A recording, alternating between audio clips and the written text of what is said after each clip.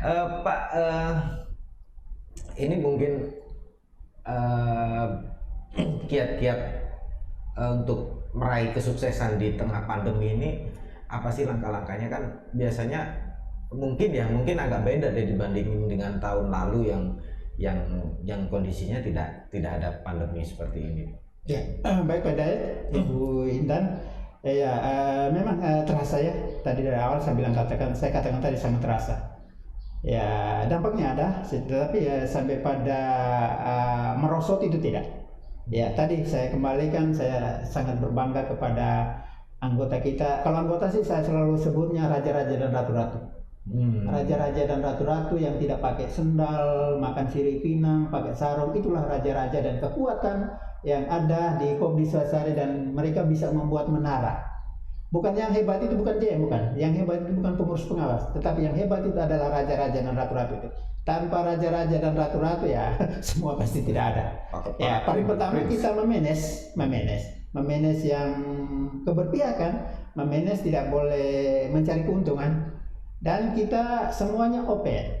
Setiap tahun kita harus menjalankan amanah rapat anggota tahunan, jadi semua itu diikuti oleh anggota. Oh, rencana kerja tahun ini kamu capai seperti ini. Kenapa sih gagal? Kenapa sih capek? Kenapa sih melampau? Dan semua yang kita jalankan tidak boleh keluar dari rel. Karena semua yang kita jalankan RK itu sudah disepakati tahun sebelumnya oleh RAT, pemegang kekuasaan tertinggi di koperasi, yakni rapat anggota tahunan. Sehingga ke depan ya kita masuk di lebih banyak ke sektor real. Ya, kemarin kita sudah masuk di sektor real. Kenapa sih di pandemi anggota masih sangat bertahan? Kami merubah mindset tadi. Ya, rubah. Ya, pinjam mungkin kemarin contoh kita di Labuan Bajo, di Kota Kupang, di Sumba Barat Daya, dan beberapa cabang lain itu masuk sektor real. Ada yang ternak sapi, ada yang ya pinjam untuk tanam padi, ya ada yang kelautan, perikanan, ada juga yang komoditi unggulan. Ya dia pinjam 5 juta, 10 juta, 15 juta, ya contoh ya padi atau bawang. 3 bulan dia sudah bisa mengembalikan angsuran pokok dengan bunganya itu. Itu kekuatan, dan ya kita menghimbau anggota ya pinjam betul-betul harus sesuai dengan kemampuan. Tidak boleh memaksa bahwa saya harus pinjam 100 juta, ukur diri, kemampuan itu adalah pendapatan kita, penghasilan kita. Saya seorang pemulung, itu penghasilan saya seperti apa. Saya seorang tukang ojek, itu penghasilan saya seperti apa. Saya seorang ASN, saya seorang sopir, saya seorang penjual sayur, penjual ikan, itu penghasilan saya, ukurlah. Dan situ setiap kali anggota yang datang berkomunikasi, berdialog, kita akan terbuka karena manajemen kita terbuka. Ya, Bapak Mama, penghasilan itu yang kita ukur, betul-betul ukur, supaya lembaga ini jangan sampai terjadi kredit lalai, kredit macet. Nah, ini kita jaga, karena dikala kita menggunakan uang itu adalah teman-teman punya uang. Kalau kita sudah diberi kesempatan untuk saling membantu, terus kalau kita sendiri tidak mengembalikan, bagaimana kalau anggota punya uang, dia datang mau ambil, dia datang mau pinjam, dia datang mau tarik, kita bilang uang tidak ada. Nah, ini yang dari awal tadi saya bilang likuiditas terganggu, kenyamanan terganggu. Jadi likuiditas tadi ya saling keterkaitan, ya menghimpun, ya menjual, membuat pendapatan, dan membuat biaya. Itu empat arah ini yang tidak boleh kita lewati. Ya. Iya, berarti Pak, karena ini kan berkaitan dengan supaya Swastisari tetap survive, tadi sudah diberikan kiat-kiatnya.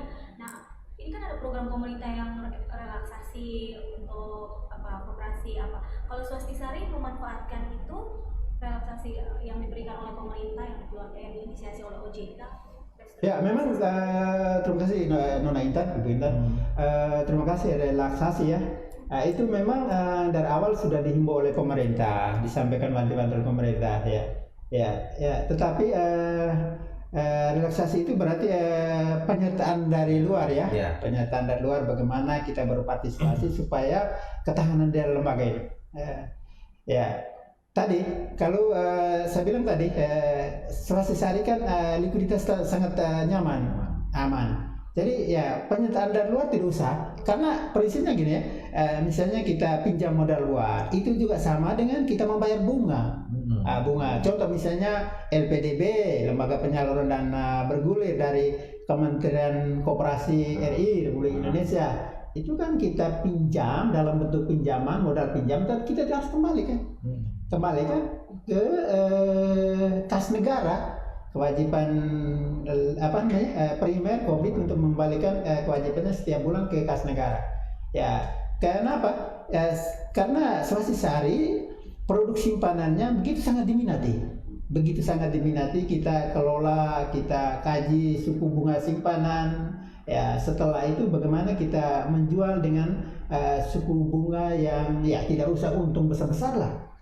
Ya, jadi setelah kita kaji produk simpanan kita kurang lebih ada 12 produk simpanan, ya habis itu kita kaji semua bunga simpanan, ya kita juga kaji bunga pinjaman. Dan antara bunga pinjaman dengan bunga simpanan itu hanya selisihnya kecil sekali, hanya 0,3%. Nah sini, kalau keuntungannya selisih hanya membeli dengan menjual kecil, ya kalau terjadi KL, terjadi kredit macet, maka ini sangat berbahaya. Operasionalnya sangat berbahaya. Termasuk tadi membayar suku bunga simpanan anggota. Ya, suku bunga simpanan anggota sih setiap bulan sekarang ya mencapai 6-7 M. Kita bayar. Ya, nanti kita beli produk tadi.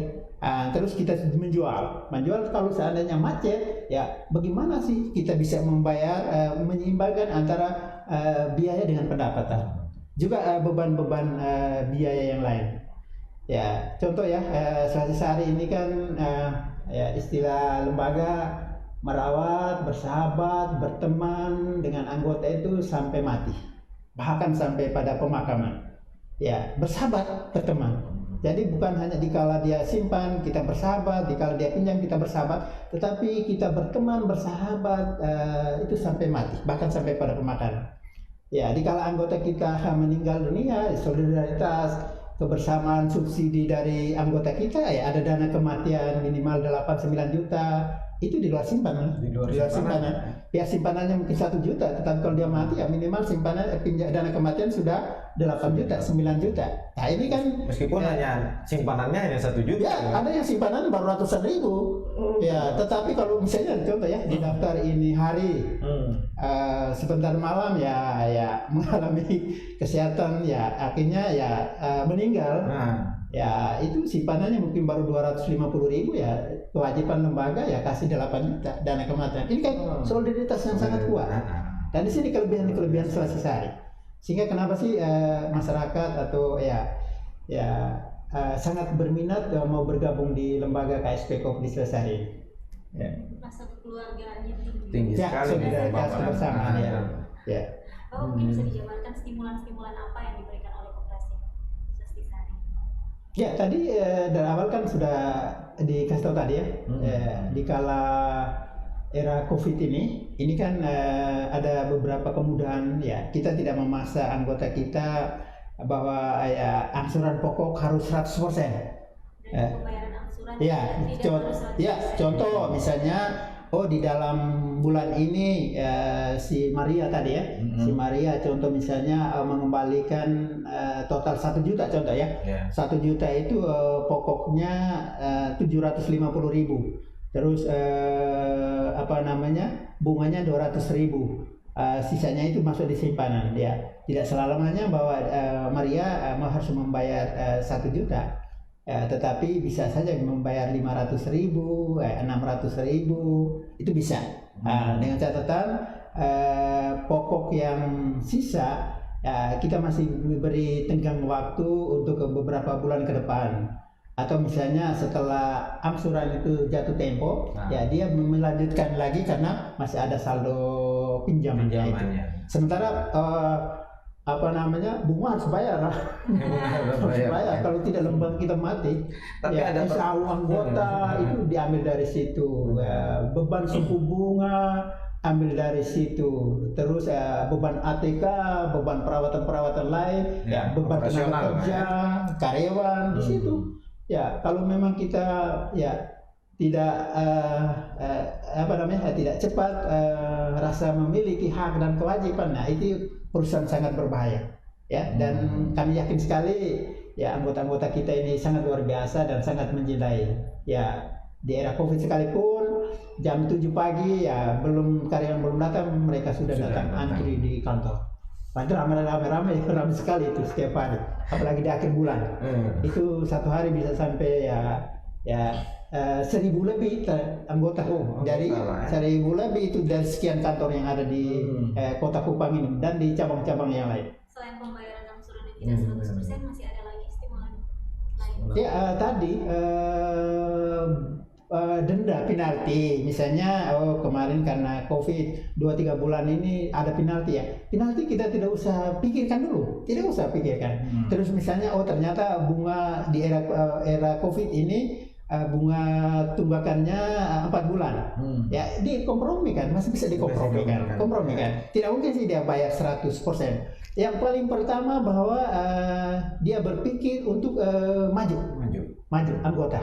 Dia berpikir untuk maju. Yang di belakang tidak usah pikir dulu. Tapi mari kita maju ke depan dengan kelebihan kita, dengan kekurangan kita. Yang penting anggota terbukalah.